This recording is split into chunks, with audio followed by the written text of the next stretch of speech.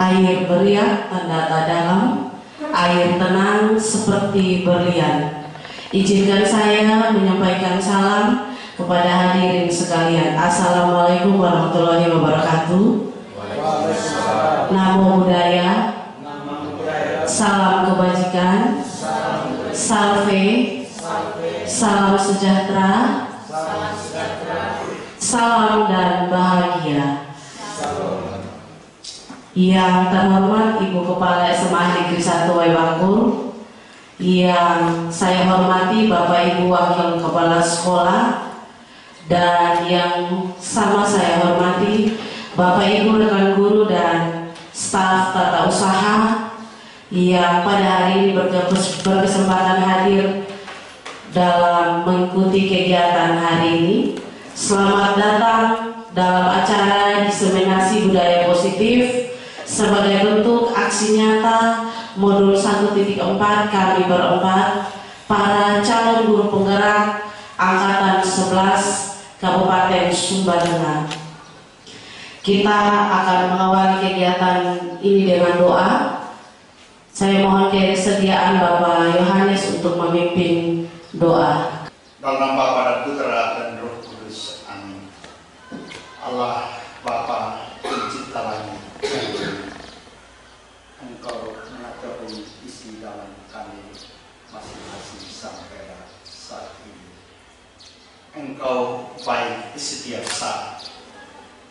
Kami yakin dan percaya saat ini pula Engkau hadir di tengah-tengah kami. Kami Bapak Ibu saat ini akan mengadakan kegiatan diseminasi budaya positif. Dalam nama Bapa dan Putra dan Roh Kudus. Terima kasih kepada Bapak Yohanes yang sudah memimpin doa. Selanjutnya kita akan mendengarkan arahan dari Ibu Kepala SMA Negeri 1 Waibakul. Kepada Ibu kami persilakan. Selamat pagi. Assalamualaikum warahmatullahi wabarakatuh. Salam sejahtera untuk kita sekalian. Yang saya kasihi Bapak Ibu calon guru penggerak, yang saya kasihi Bapak Ibu guru SMA Negeri 1 Waibakul yang mewakili teman-teman guru untuk mengikuti kegiatan diseminasi budaya positif oleh keempat teman guru calon penggerak di SMA Negeri 1 Waibakul. Puji Tuhan kalau pada pagi hari ini kita masih bertemu di tempat ini dalam keadaan sehat, dalam keadaan bahagia, dalam rangka untuk memenuhi undangan keempat teman kita CGP SMA Negeri 1 Waibakul. Kiranya kegiatan ini bisa berjalan dengan baik dan lancar sehingga apa yang kita harapkan bersama dapat terjadi dengan baik. Bapak Ibu sekalian, pada kegiatan ini dengan nama kegiatan diseminasi budaya positif, di mana arti diseminasi adalah penyebar luasan atau berbagi semua hal baik pada siapapun yang dianggap sebagai warga SMA Negeri 1 Waibakul. Berbicara tentang budaya positif, berbicara terkait budaya, pasti yang ada di benak kita adalah sesuatu yang berkaitan dengan karakter. Jadi budaya adalah sesuatu yang menjadi kebiasaan dan tertanam secara pelan-pelan dalam setiap tindakan dan perilaku kita. Nah, yang pada gilirannya akan menjadi karakter.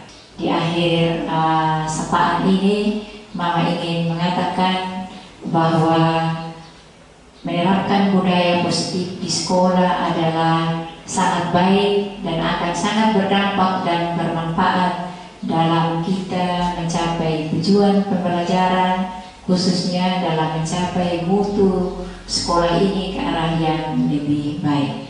karena karakter yang baik pasti akan membuahkan hal-hal baik lainnya. Demikian sapaan dari Mama. Mama berharap kegiatan ini berjalan dengan baik dan tidak hanya selesai sampai di sini, tetapi diseminasi budaya positif tidak hanya di ruangan ini dilakukan, tetapi lebih ke skopa yang lebih besar agar apa yang kita inginkan terhadap perubahan kecil di sekolah ini bisa tercapai. Semoga Tuhan memberkati kita semua. Assalamualaikum warahmatullahi wabarakatuh. Salam untuk kita sekalian. Terima kasih. Terima kasih kepada Ibu Kepala Sekolah yang sudah memberikan penguatan terkait kegiatan diseminasi budaya positif. Baik Bapak Ibu, sebelum kita masuk pada pemaparan materi, kita akan ice breaking sebentar. Mohon izin saya undang Bapak Ibu untuk berdiri dan berpasang-pasangan. Siap Bapak Ibu? Siap. Oke, baik. 1, 2, perkalian. 1, 2, penjelasan.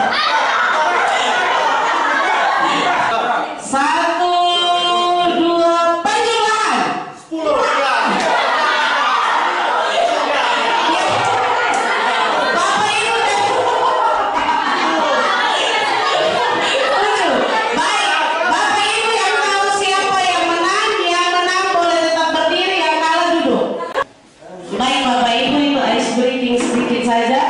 Selanjutnya kita akan masuk dalam pemaparan materi. Untuk yang pertama akan disampaikan oleh Pak Marjun. Kesempatan kami persilakan kepada Pak Marjun. Baik, terima kasih Bu Wajid selaku moderator untuk hari ini dan MC.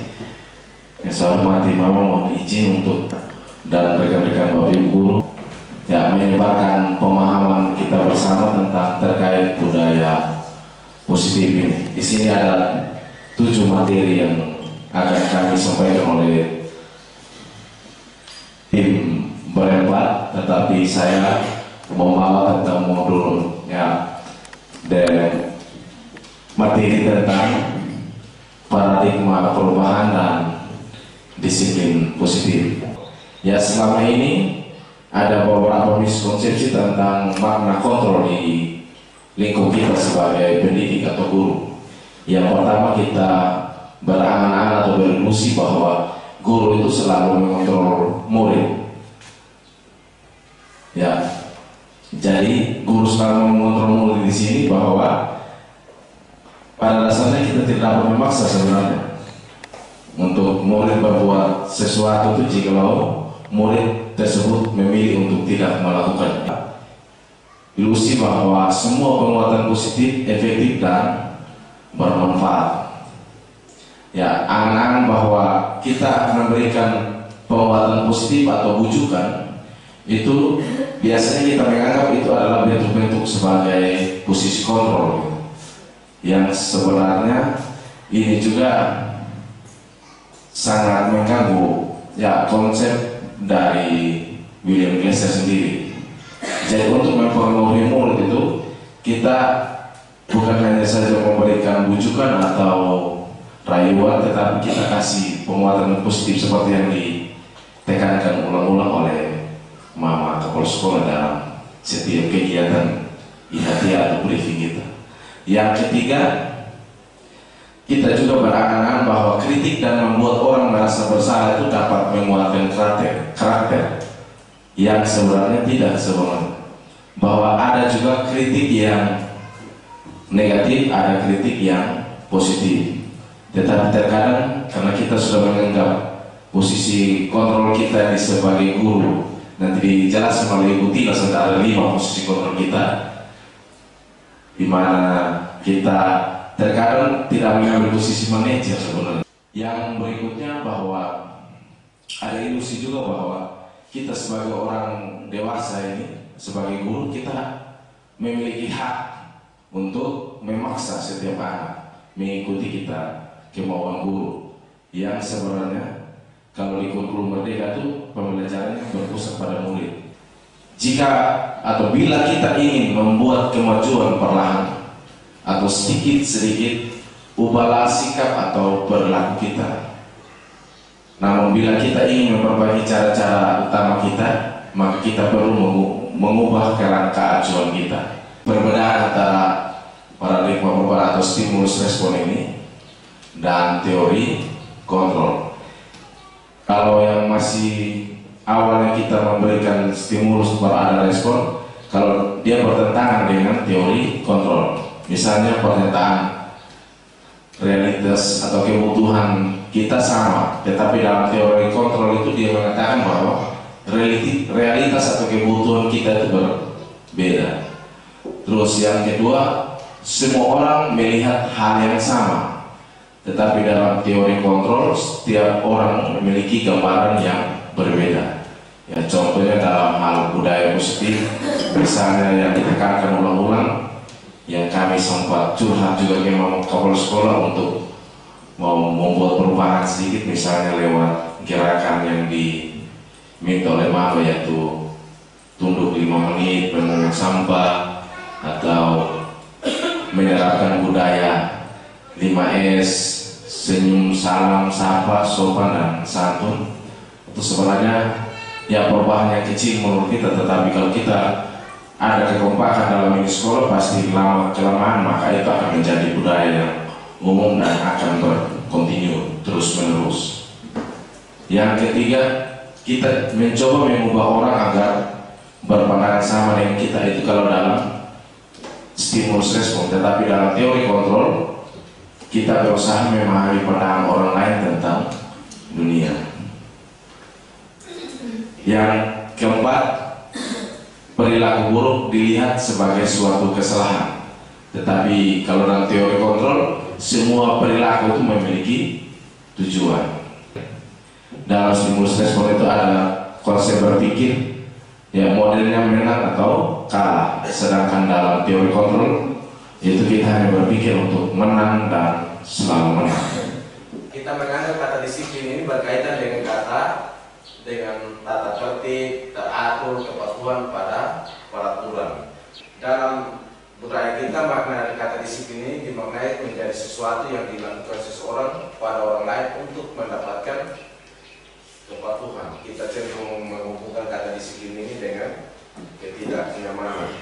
Di sini nilai-nilai kebajikan, contoh nilai kebajikan atau dalam suatu organisasi, yaitu tentang profil pelajar Pancasila. Kita tahu bahwa dalam profil pelajar Pancasila ini ada 8 nilai profil: beriman, bertakwa, Tuhan Yang Maha Esa, berakhlak mulia, berkebinekaan global, gotong royong, mandiri, kreatif, dan bernalar kritis. Tetapi dipermudah menjadi 6. Terus dalam organisasi atau PB, Ibu Primary Years Program, itu nilai kebajikan menurut atau nilai yang disepakati secara universal, itu ada nilai toleransi, rasa hormat, integritas, mandiri, menghargai, antusias, empati, keingintahuan, kreativitas, kerjasama, percaya diri, dan komitmen. Itu menjadi nilai-nilai universal yang dianggap oleh IBO, Primary Years Program. Terus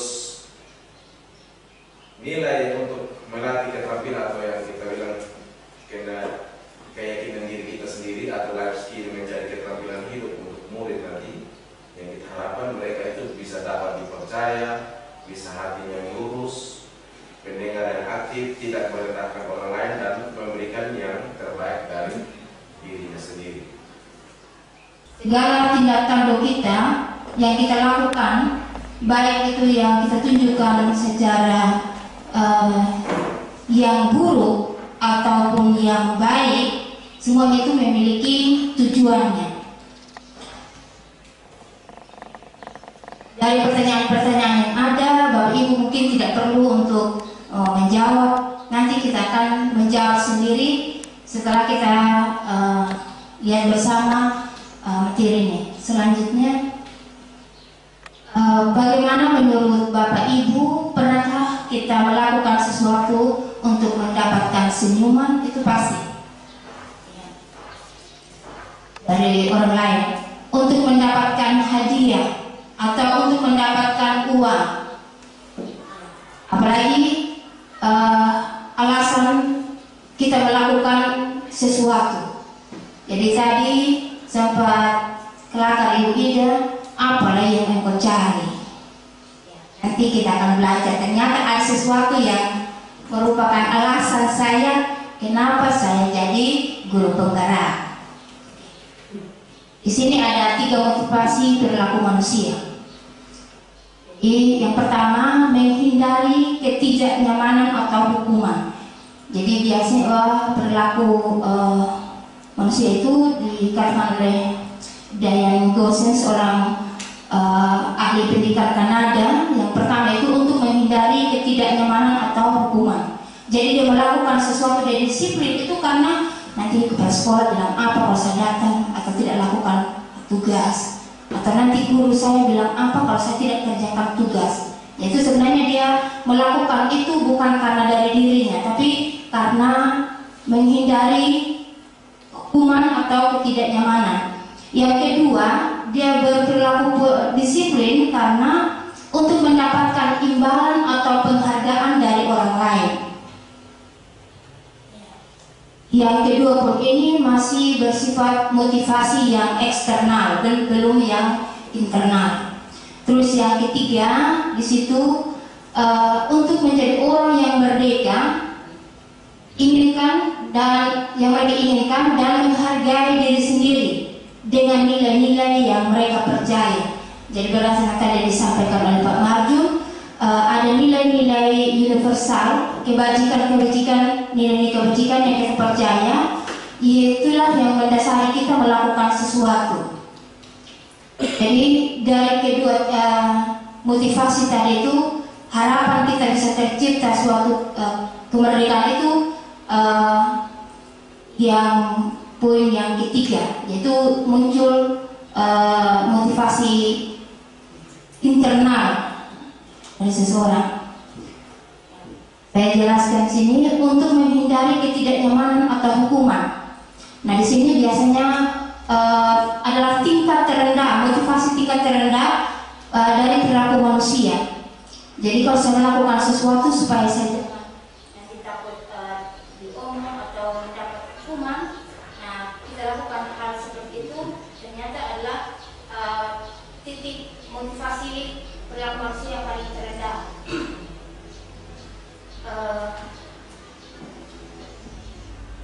Untuk menghindari hukuman atau ketidaknyamanan atau bertanya. Jadi pertanyaannya adalah apa yang terjadi apabila saya tidak melakukan ini? Apa yang terjadi jika saya tidak taat? Atau apa yang terjadi jika saya tidak datang tepat waktu? Atau apa yang terjadi jika saya tidak mengajar? Nah, biasanya itu titik ini. Jadi saya lakukan itu karena supaya menghindari rasa sakit dan berpengaruh pada mereka secara fisik atau psikologis maupun tidak terpenuhinya kebutuhan mereka. Bila mereka tidak melakukan tindakan tersebut, motivasi ini pun masih bisa bersifat eksternal. Nah, yang kedua, untuk menjadi orang yang mereka ini, yang kedua, untuk mendapatkan imbalan atau penghargaan. Jadi motivasinya di sini yang dilakukan adalah orang dengan motivasi ini hanya akan bertanya apa yang saya dapatkan apabila melakukan ini. Mereka melakukan sebuah tindakan atau untuk mendapatkan pujian dari orang lain. Jadi motivasi ini juga masih muncul dari pihak luar atau eksternal. Mereka meletakkan orang lain yang menurut mereka penting dalam diri mereka letakkan berkualitas mereka. Jadi ini menurut mereka orang-orang seperti itu yang mendorong mereka, menganggap mereka sebagai orang yang berkualitas. Mereka juga melakukan sesuatu untuk mendapatkan hadiah, pengakuan atau imbalan. Ini yang untuk mendapatkan imbalan atau penghargaan. Ketiga, untuk untuk menjadi orang yang mereka inginkan dan menghargai diri sendiri. Nah, level tertinggi dari yang kedua ini sudah secara internal muncul dalam diri seseorang. Orang dengan motivasi ini akan bertanya menjadi orang yang seperti apa apabila saya melakukan ini. Jadi kalau saya melakukan ini, nanti saya akan menjadi seperti apa. Jadi kalau murid-murid kita belajar dengan tekun, karena mungkin dia mau ingin jadi seorang perawat tentu saja, jadi dia akan belajar dan bukan dari didorong oleh orang luar, tapi sebenarnya itu kesadaran diri yang ingin menjadi apa dia. Ya. Kemudian dan mereka melakukannya karena mereka ingin menjadi orang yang melakukan nilai-nilai yang mereka yakini tersebut. Jadi yang dikatakan sukses itu adalah hanya orang-orang yang belajar dengan tekun, maka itulah yang mereka lakukan karena mereka sudah dari keluarga sudah dibentuk, ada nilai-nilai kebajikan yang sudah mereka yakini. Mungkin kita lihat dari anak-anak kita kayak belajar mereka, atau karena kita stres sendiri, kenapa mereka tidak termotivasi untuk belajar ya? Nah, karena itu ada latar belakangnya di sana. Jadi mungkin mereka belum menyadari mau jadi orang seperti apa yang mereka inginkan. Jadi tapi semua orang mungkin hanya karena lihat orang lain. Ya.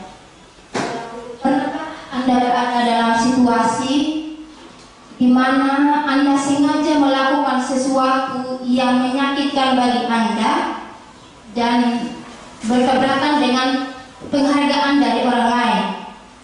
Mengapa Anda tetap memilih melakukan hal tersebut? Padahal kita tahu akibatnya itu menyakitkan, bahkan merugikan secara finansial. Apa prinsip yang kita perjuangkan dan kita lindungi? Nah, saat itu kita sedang menjadi orang yang seperti apa?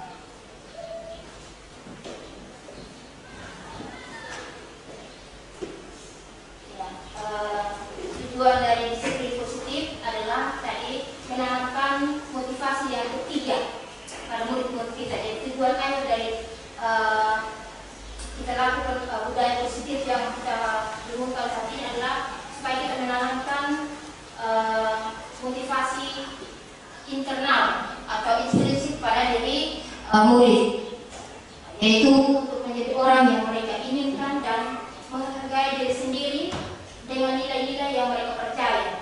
Tadi Mama sudah sempat sampaikan, kita mau menanam pada semangat saya ini nilai kasih sayang. Harapan kita bisa motivasi yang ketiga ini itu yang kita mau berwujud semangat negeri satu tahun. Dan untuk melakukan ini mungkin tidak mudah, tetapi kita harus memulai. Sebagai seorang guru, saat Anda hadir mengajar di kelas, ya, setiap waktu motivasi apa yang menjadi dasar tindakan Anda? Motivasi apa yang menjadi dasar kita? Apakah tadi motivasi yang pertama menghindari rasa sakit atau tidak nyaman, atau kita mau mendapatkan penghargaan yang kedua, ataukah kita mau menerapkan motivasi yang ketiga karena itu memang nilai diri saya seperti itu. Kita masuk di 5 kebutuhan dasar manusia. Jadi tadi ketika sudah tahu motivasi saya kenapa saya melakukan itu, maka ada kebutuhan yang berusaha saya penuhi. Demikian juga sebagai anak murid. Nah, kalau di kelas ada anak yang usil, ada yang suka ganggu teman, malas-malasan, tidak bisa tenang dalam kelas, keluar masuk. Sebenarnya ini ada memenuhi 5 kebutuhan dasarnya dia. Yang pertama itu bertahan hidup. Ini terkait dengan makan minum, kesehatan, itu pada bertahan hidup. Jadi kalau yang kedua terima. Bertahan hidup adalah kebutuhan yang bersifat fisiologis. Untuk bertahan hidup misalnya, ya sudah saya sampaikan tadi, komponen psikologis pada kebutuhan ini meliputi kebutuhan akan perasaan aman.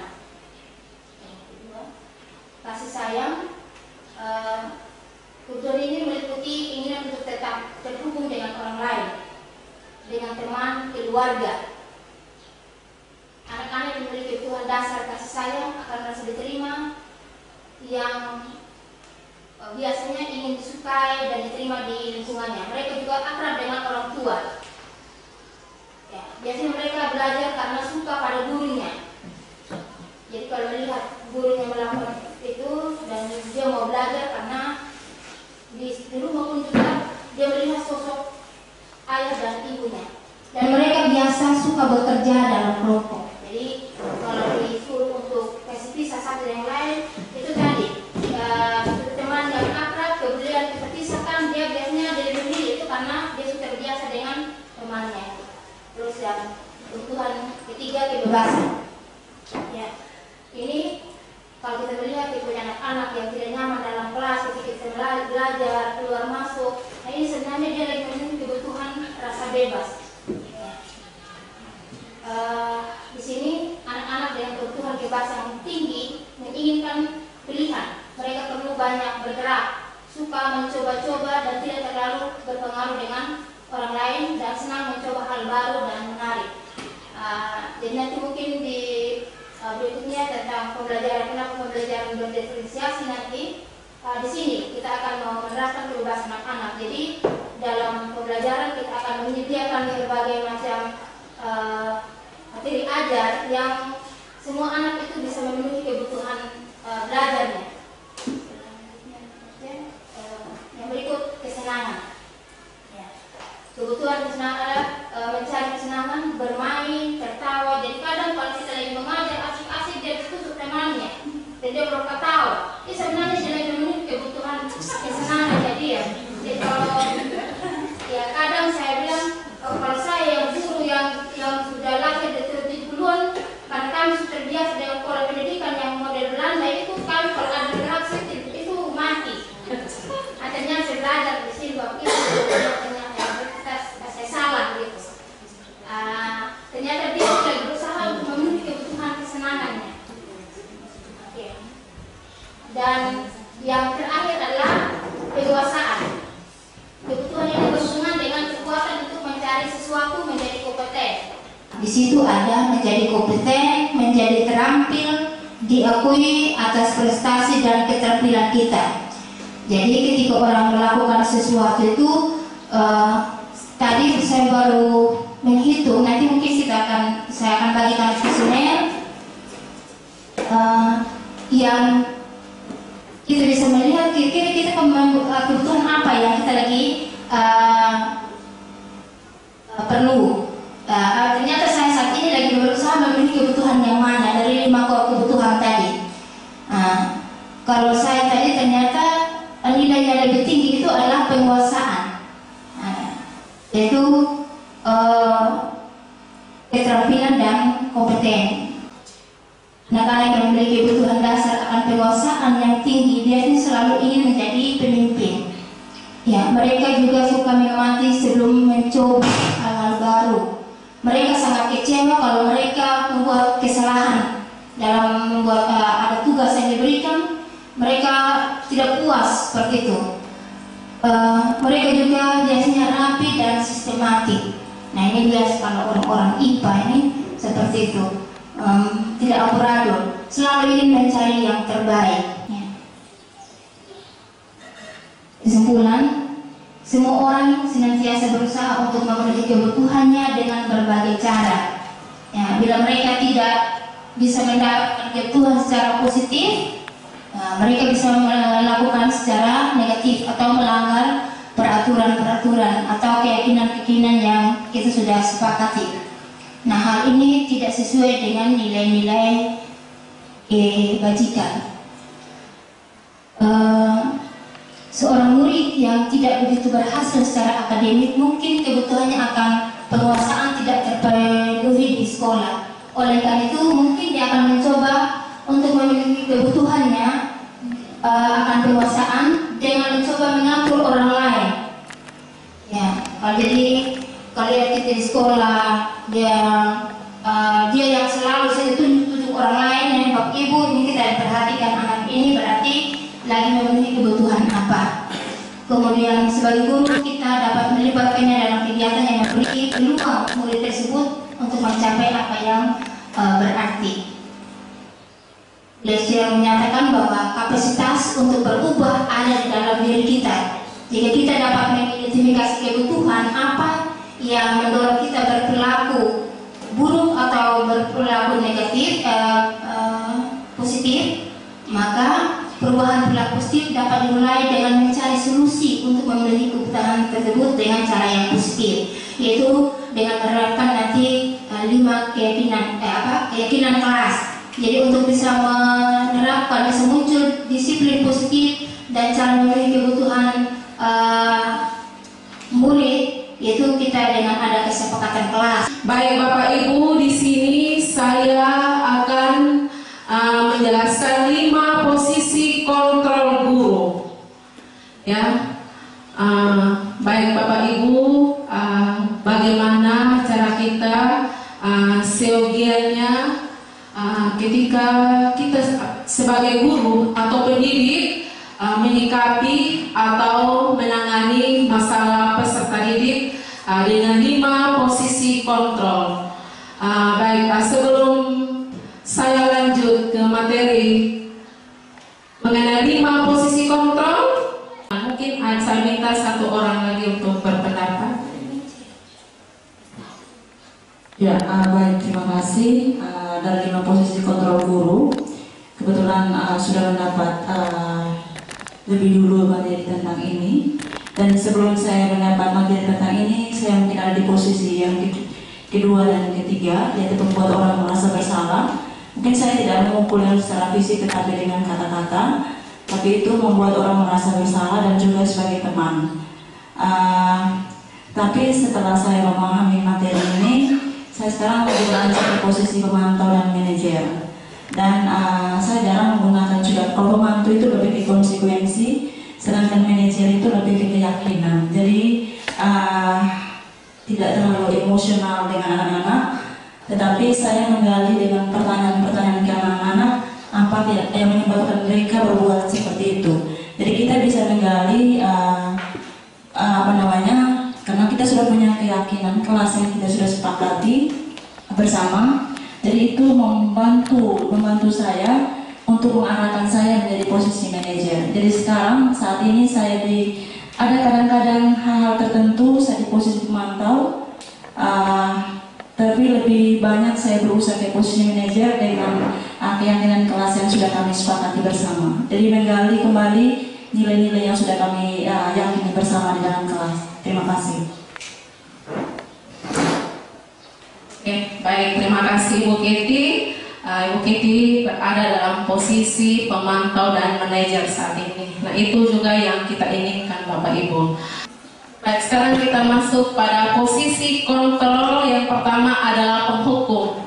Ya, biasanya Bapak Ibu yang kita ketahui bersama bahwa seorang penghukum ini bisa menggunakan hukuman fisik atau verbal. Nah, biasanya ketika kita melakukan hukuman itu biasa sesuatu yang kita tidak duga. Kalau kita melakukan hukuman terhadap peserta didik yang bermasalah, ya. Jadi biasanya kita sebagai seorang pendidik sering mengeluarkan kata-kata, misal contoh, patuhi aturan saya, awas ya, kalau tidak, itu nanti rasa akibatnya. Itu salah satu posisi kontrol guru yang memposisikan dirinya sebagai penghukum. Biasanya penghukum itu biasanya mata melotot, benar tidak Bapak Ibu? Biasanya mata melotot atau menunjuk. Kamu ini,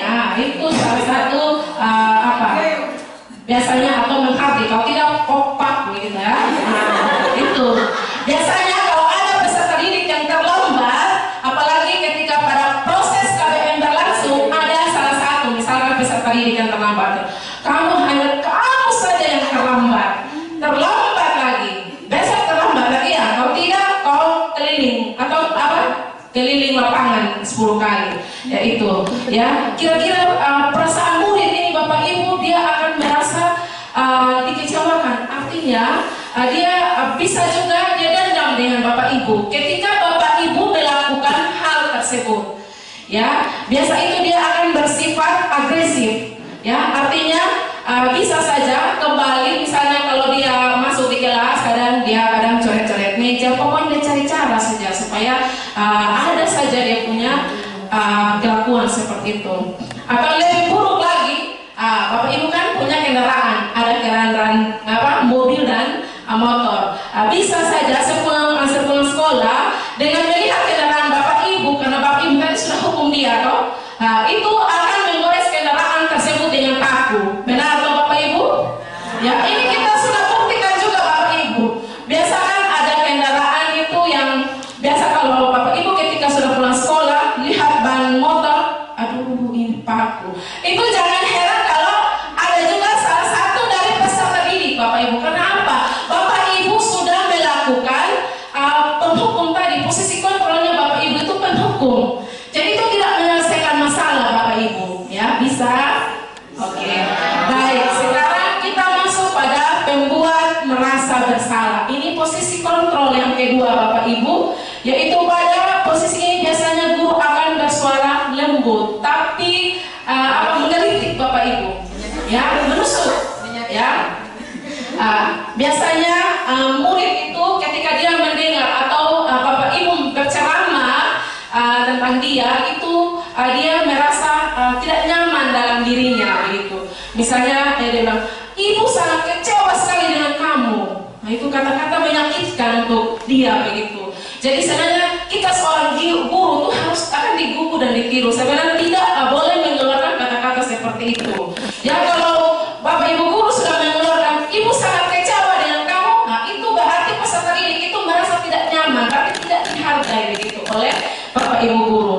Ya, misalnya berapa kali Bapak harus memberitahu kamu ya? Biasanya, gimana coba kalau orang tua kamu tahu kalau kamu buat begini? Nah itu masuk dalam membuat merasa bersalah.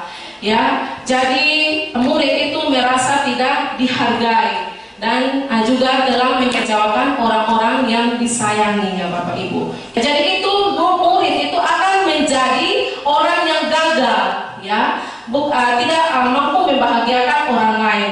Ya, jadi ini kadang-kadang Bapak Ibu posisi kontrol ini yang berbahaya dan itu mematikan karakter peserta didik, ya, membahayakan karakter peserta didik di masa depan Bapak Ibu.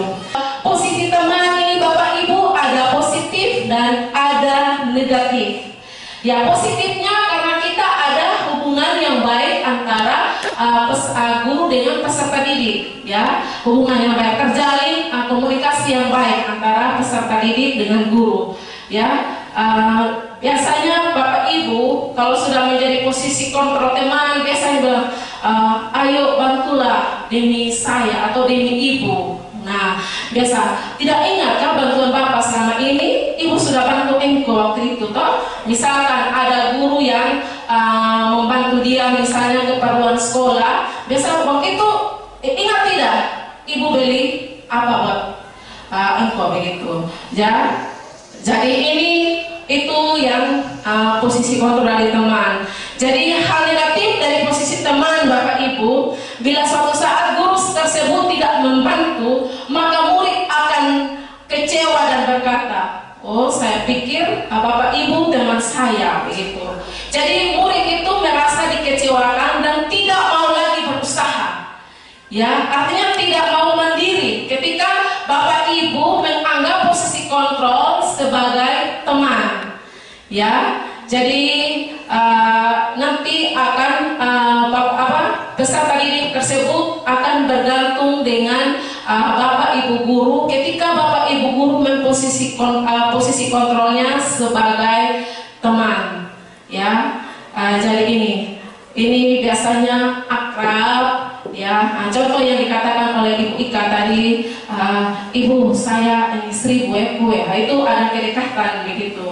Ya, misalnya, Adi, ayolah, bagaimana sih kamu? Kemarin kamu sudah janji ke Bapak, bukan?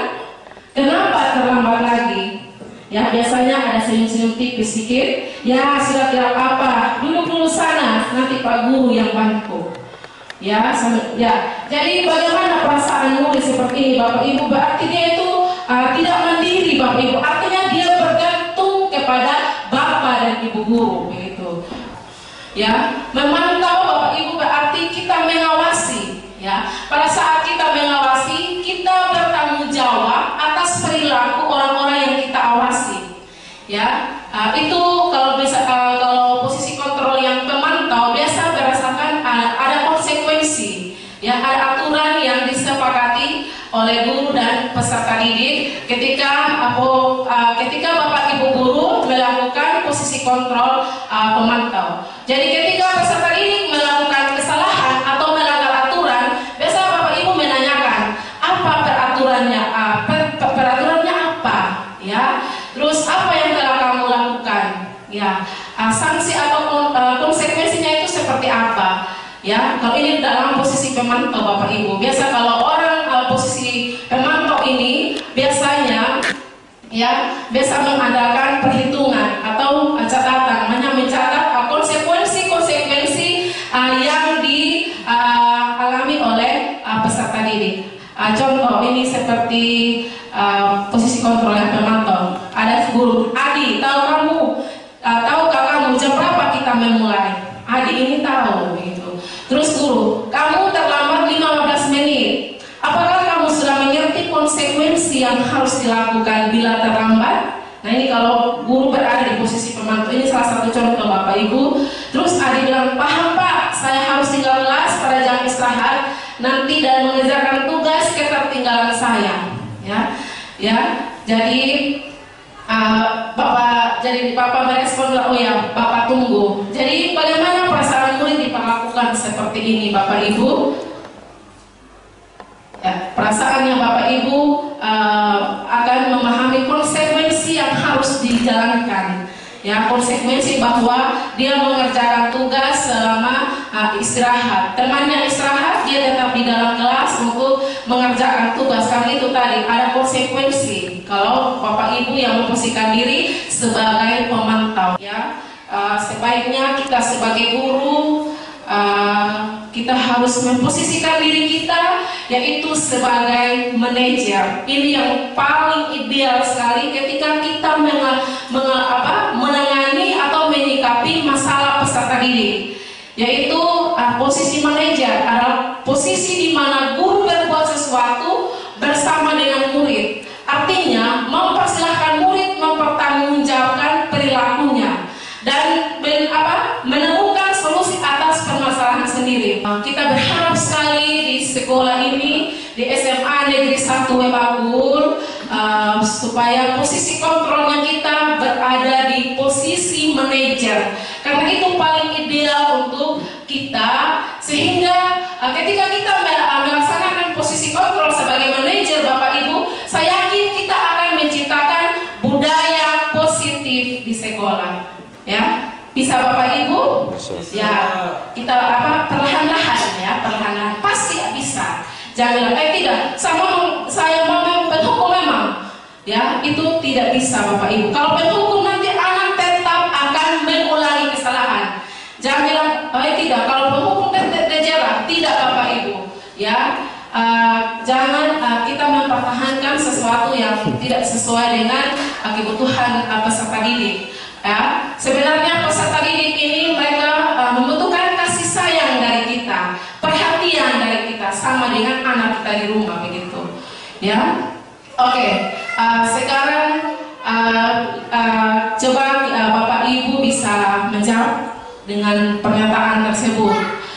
Contoh, saya kecewa sekali dengan kamu. Kira-kira Bapak Ibu masuk di posisi kontrol mana? Ya, membuat rasa bersalah. Yang kedua, kamu tidak pernah benar melakukannya. Kira-kira di posisi mana? Penghukum. Ya, penghukum. Yang ketiga, ayolah lakukan demi ibu dan bapak. Teman. Ya. Apakah kamu mau mendapatkan Ya? Pemantau. Oke. Bagaimana kamu bisa menyelesaikan masalah ini? Manajer. Kamu selalu paling yang terakhir. Penghukum. Ya, berarti Bapak Ibu sudah ada gambaran mengenai 5 posisi kontrol. Keyakinan kelas ini adalah aturan, norma atau nilai-nilai yang disepakati bersama oleh siswa dan guru untuk menciptakan lingkungan belajar yang nyaman, aman dan kondusif, sehingga semua peserta didik terlibat dan memiliki tanggung jawab dan mematuhi aturan yang disepakati. Keyakinan kelas itu bersifat abstrak dari peraturan, ya. Terus kalau berbicara tentang keyakinan kelas berupa pernyataan universal, artinya yang umum, Bapak Ibu. Yang kedua, pernyataan keyakinan kelas senantiasa dibuat dalam bentuk positif. Ya, yang berikut, keyakinan kelas hendaknya tidak terlalu banyak sehingga mudah diingat dan dipahami oleh semua warga kelas. Ya, keyakinan kelas sebaiknya sesuatu yang dapat diterapkan di lingkungan tersebut. Dan semua warga kelas hendaknya ikut berkontribusi dalam pembentukan keyakinan kelas lewat kegiatan curah pendapat. Yang berikut bisa juga ketika Bapak Ibu sudah melakukan membuat keyakinan kelas, bisa bersedia meninjau kembali keyakinan kelas dari waktu ke waktu. Kenapa harus ada keyakinan kelas? Tujuannya apa? Yaitu yang pertama adalah menumbuhkan keterlibatan murid dalam membentuk keyakinan. Yang kedua, kelas untuk mencapai kelas impian bersama sehingga terwujudnya pembelajaran yang efektif. Dan yang ketiga, mewujudkan merdeka belajar yang berpihak pada murid. Ya, dan yang berikut, menciptakan komunikasi yang baik antara murid dengan guru. Dan membiasakan budaya disiplin positif yang bersumber dari motivasi intrinsik. Artinya dengan kita menggunakan membuat keyakinan kelas, artinya kita sudah itu tadi menumbuhkan keterlibatan, sudah mewujudkan merdeka belajar, sudah menciptakan komunikasi yang baik dengan peserta didik, dan sudah membiasakan budaya disiplin positif, ya, baik dari dalam maupun dari luar. Oke. Baik, tentunya kalau kita membuat keyakinan kelas pasti ada dampak, ya Bapak Ibu, dampak positif dari keyakinan kelas. Yang pertama, peningkatan motivasi belajar, ya, peningkatan motivasi belajar. Artinya peserta didik itu lebih termotivasi dan berpartisipasi aktif dalam proses pembelajaran. Nah, dan bisa juga ada peningkatan keterlibatan peserta didik, di mana partisipasi siswa dalam diskusi, ya, atau kelompok, ya, itu dan lainnya meningkat secara signifikan, Bapak Ibu. Yang berikut, pengembangan keterampilan sosial emosional siswa, artinya belajar untuk berinteraksi secara positif dengan sesama mereka, artinya membangun komunikasi, ya, atau kerja tim dan empati. Dan yang berikut, penguatan kemandirian, yaitu keyakinan kelas itu membantu mengembangkan rasa percaya diri kepada peserta didik dalam mengatasi tantangan akademis dan non akademis. Saat ini saya cuma menguatkan kembali tentang segitiga restitusi. Restitusi itu adalah proses menciptakan kondisi bagi murid untuk memperbaiki kesalahan mereka, sehingga mereka bisa kembali pada kelompok mereka dengan karakter yang lebih kuat.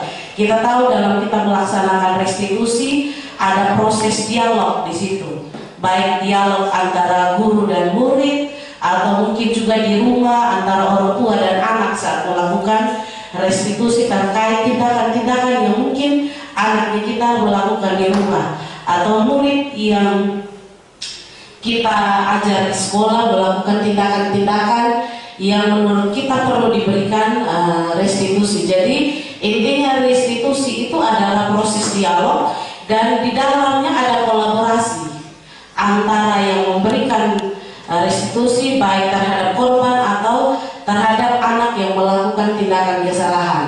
Nah, restitusi ini Bapak Ibu membuat murid itu menjadi lebih memiliki tujuan. Jadi ketika kita memberikan restitusi, murid-murid kita itu mereka akan sadar untuk lebih memiliki tujuan. Yang kedua, mereka akan memiliki disiplin positif.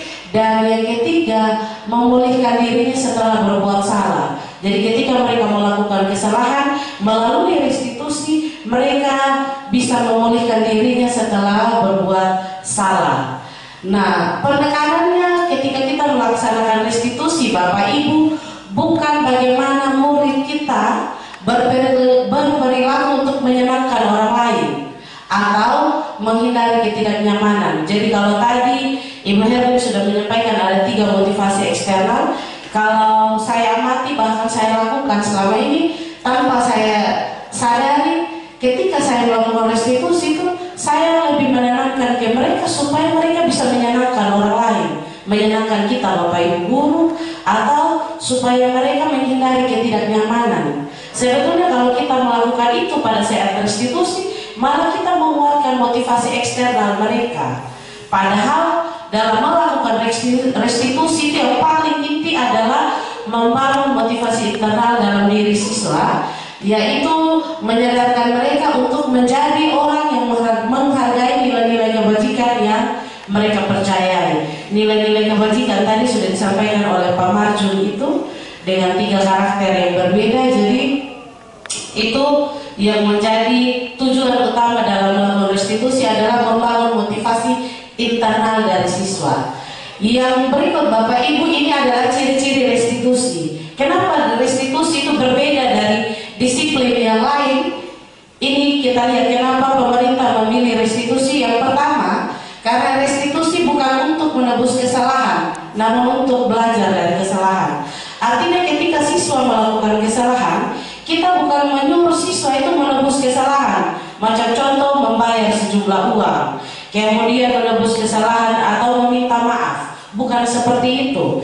Jadi restitusi itu belajar dari kesalahan, bukan bagaimana cara untuk anak itu menebus kesalahan. Kalau kita tekankan pada menebus kesalahan, nanti anak itu dia fokus pada bagaimana dia bisa menebus kesalahan, malah motivasi eksternal yang muncul. Yang kedua, restitusi itu memperbaiki hubungan. Artinya Bapak Ibu, ketika anak itu kita melakukan restitusi, dia menyadari apa yang dia lakukan, kemudian dia belajar dari apa yang dia lakukan itu untuk memperbaiki ke depan menjadi lebih baik lagi. Yang ketiga, restitusi adalah tawaran, bukan paksaan. Jadi kalau kita melaksanakan restitusi, Bapak Ibu, tidak bisa kita paksa. Kalau kita paksa melakukan restitusi, itu artinya kita melakukan konsekuensi. Jadi restitusi itu adalah tawaran, bukan paksaan. Yang berikut ciri restitusi yang berbeda dari disiplin lain, restitusi menuntun untuk melihat ke dalam diri. Jadi kalau kita melakukan restitusi biasanya 4 mata. Nah kalau sudah 4 mata, itu adalah momen untuk anak jujur-jujuran sudah. Apa yang mendasari mereka begitu, itu biasanya jujur. Jadi dengan restitusi melihat, siswa bisa melihat apa yang ada dalam diri mereka. Yang berikut, restitusi mencari kebutuhan dasar yang mendasari tindakan. Ini tadi sudah disampaikan oleh Ibu Herlin, ada 5 kebutuhan dasar. Jadi dengan restitusi Bapak Ibu, kita bisa menggali ke anak-anak apa yang menjadi alasan mereka melakukan tersebut, apa yang menjadi kebutuhan mereka. Kemudian ciri yang berikut, restitusi diri adalah cara yang paling baik. Setelah saya membaca modul ini Bapak Ibu, saya belajar bahwa ternyata mengomentari diri sendiri itu lebih baik daripada mengomentari orang lain. Jadi ketika kita melakukan restitusi kepada anak-anak, itu kita membangun anak-anak itu untuk mengomentari diri mereka sendiri daripada mengomentari orang lain. Yang berikut, restitusi fokus pada karakter, bukan tindakan. Nah, kadang tanpa kita sadari kita fokus pada tindakan yang dilakukan, kesalahan yang dilakukan. Padahal tujuan inti dari restitusi itu adalah fokus pada penguatan karakter. Yang berikut, restitusi menguatkan. Kalau tadi Ibu Tina sudah sampaikan posisi kontrol guru, biasa kadang tanpa kita sadari ketika melakukan restitusi malah kita menjadi pembuat rasa bersalah. Padahal pada saat melakukan restitusi itu kita harus menguatkan. Yang berikut, restitusi fokus pada solusi. Solusi yang dimaksud sini adalah anak-anak itu bisa menemukan sendiri solusi dari apa yang mereka lakukan. Dan yang terakhir, restitusi mengembalikan murid yang berbuat salah pada kelompoknya. Ini artinya Bapak Ibu, ketika mereka sudah melakukan kesalahan kemudian kita memberikan restitusi, ketika mereka kembali ke kelas, mereka bisa menyadari apa dari kesalahan mereka tadi berubah menjadi identitas yang sukses. Jadi identitas yang salah tadi ketika mereka kembali ke kelas itu, kita mengembalikan mereka ke kelasnya atau kelompoknya dengan menyadari apa identitas salah mereka itu kita ubah menjadi identitas yang sukses. Nah, kalau tahapan restitusi Bapak Ibu sudah tahu ada 3. Yang pertama, menstabilkan identitas. Yang kedua, validasi tindakan yang salah. Dan yang terakhir itu menanyakan keyakinan. Untuk menstabilkan identitas, itu prinsipnya adalah membuat kesalahan adalah bagian dari proses pembelajaran. Jadi bagian menstabilkan identitas itu Bapak Ibu, kita menekankan kepada anak-anak kalau berbuat salah itu bagian dari proses pembelajaran. Nah, kita bisa bantu dengan kalimat-kalimat ini. Berbuat salah itu wajar. Tidak ada manusia yang sempurna. Atau ibu atau bapak juga pernah melakukan itu. Atau ibu atau bapak tidak mau mencari siapa yang salah, tapi ibu atau bapak ingin mencari solusi dari permasalahan ini. Dan yang terakhir bisa menjadi kamu berhak merasa begitu. Itu tentang menstabilkan identitas. Yang berikut untuk validasi tindakan yang salah, itu berdasarkan prinsip setiap perilaku berupaya memenuhi suatu kebutuhan tertentu. Jadi validasi tindakan yang salah itu adalah proses di mana kita bisa gali apa yang menjadi kebutuhan dasar anak tersebut melakukan. Yang pertama itu, kamu pasti punya alasan mengapa melakukan hal itu. Kemudian bisa berupa ucapan, padahal kamu bisa melakukan yang lebih buruk dari ini ya. Atau kamu patut bangga karena telah melindungi sesuatu yang penting buat kamu.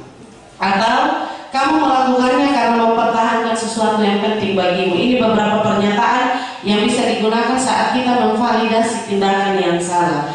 Dan yang terakhir, menanyakan keyakinan kelas, menanyakan keyakinan. Ini adalah prinsip sesuai dengan prinsip teori kontrol bahwa pada dasarnya kita termotivasi secara intrinsik atau motivasi dari dalam diri. Nah, ini bisa berupa pertanyaan, apa keyakinan kelas kita, mengingatkan lagi mereka tentang keyakinan yang telah dibuat. Kemudian nilai-nilai apa yang telah disepakati bersama. Kemudian yang ketiga, seperti apa gambaran sebuah kelas yang ideal menurut kamu. Dan yang terakhir, kamu ingin menjadi orang yang seperti apa. Ini bisa kita gunakan ketika kita melaksanakan tahap restitusi yang ketiga, yaitu menanyakan keyakinan. Nah, ini Bapak Ibu, berikut ada video penerapan restitusi.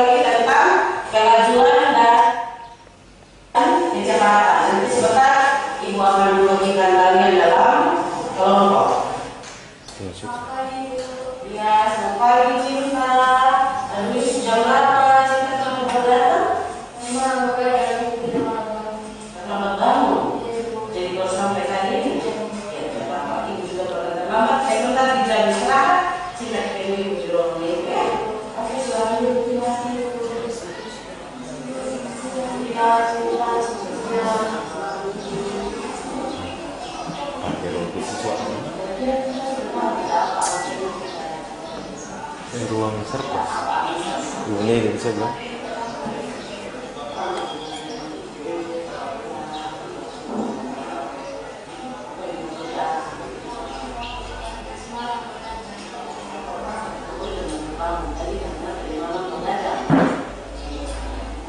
Tadi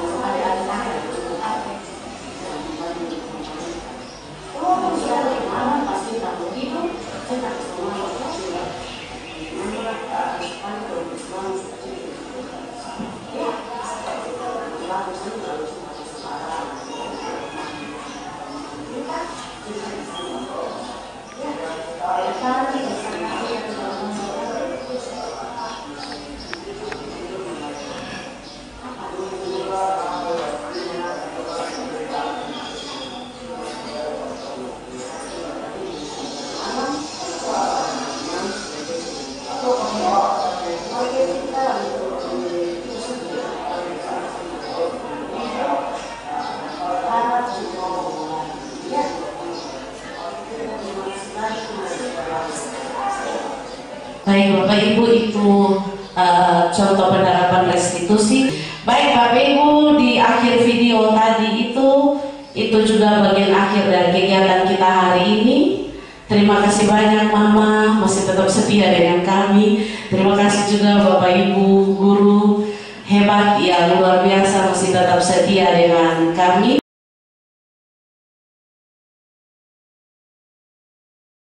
Selamat pagi anak-anak. Pagi. Bagaimana kabarnya hari ini? Baik. Sehat? Sehat. Sekarang Ibu coba mengingatkan kembali, apakah saat ini kita sudah sesuai dengan kesepakatan kelas kita? Ada berapa kesepakatan kelas yang sudah kita buat?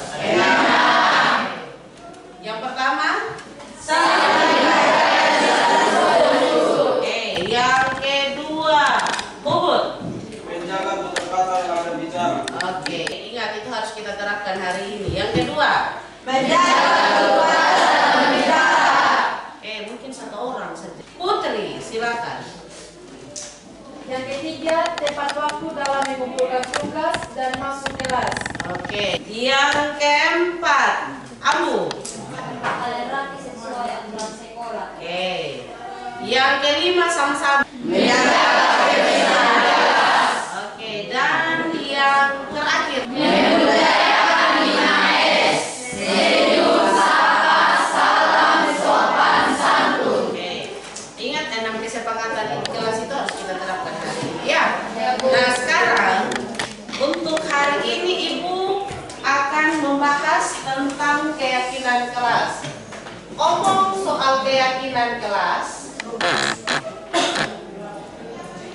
itu adalah keyakinan yang kita bikin bersama-sama dengan berdasarkan pada nilai-nilai kebajikan yang ada. Nilai-nilai kebajikan yang ada itu contohnya bagaimana? Seperti ini. Kalian pernah tahu aturan di sekolah kalau tidak boleh membuang sampah sembarangan. Nah, dari kata tidak boleh membuang sampah sembarangan itu dari sekolah ingin kalian itu memiliki nilai apa? Kebersihan. Kebersihan seperti itu. Paham maksudnya? Paham. Kemudian datang sekolah tepat waktu. Berarti ada nilai kebajikan apa di situ? Disiplin.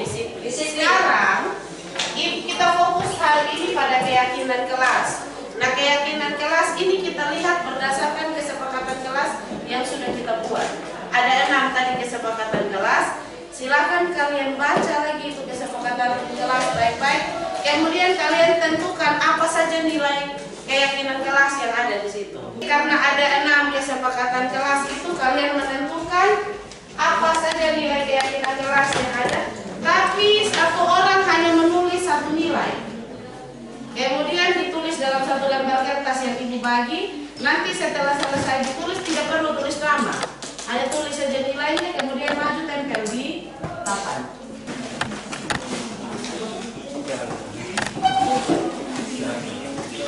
Langsung lihat kesepakatan kelas, kemudian tulis nilai apa. Setelah sudah langsung maju tempel di papan.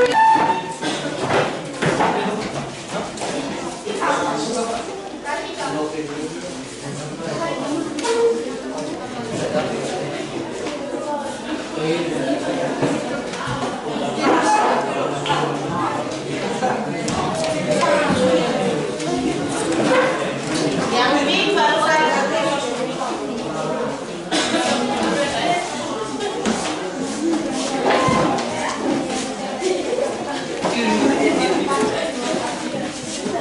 baik, ini ada beberapa nilai kebajikan yang ditulis oleh teman-teman kalian berdasarkan keyakinan kelas, berdasarkan kesepakatan kelas kita. Ada kesopanan, betul? Betul. Ada yang masuk kesopanan dalam kesepakatan kelas kita?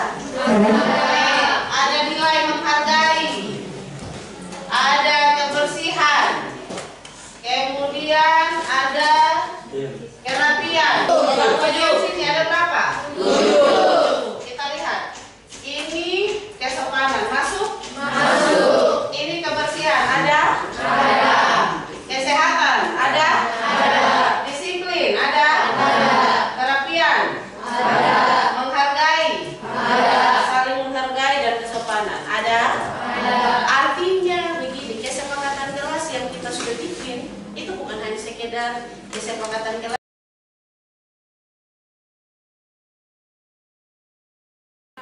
warahmatullahi wabarakatuh. Perkenalkan, nama saya Getanjali Rombojuru, biasa dipanggil Kit, dari kelas 11C. Perasaan saya mengikuti kelasnya Ibu Oce adalah sangat bersemangat dan senang. Bagi saya, keyakinan kelas sangat penting karena dengan keyakinan kelas kita dapat lebih terarah dan teratur. Hai, perkenalkan, nama saya Natalia Tamirlan dari kelas 11C. Pada kesempatan kali ini saya akan merespon dengan pentingnya keyakinan kelas di kelasnya Ibu Oce. Perasaan saya saat ini sangat senang karena bisa membahas keyakinan kelas bersama-sama. Menurut saya, keyakinan kelas sangat penting. Mengapa penting? Karena dengan adanya keyakinan kelas, kita bisa saling menghargai dan adanya kerjasama di dalam kelas.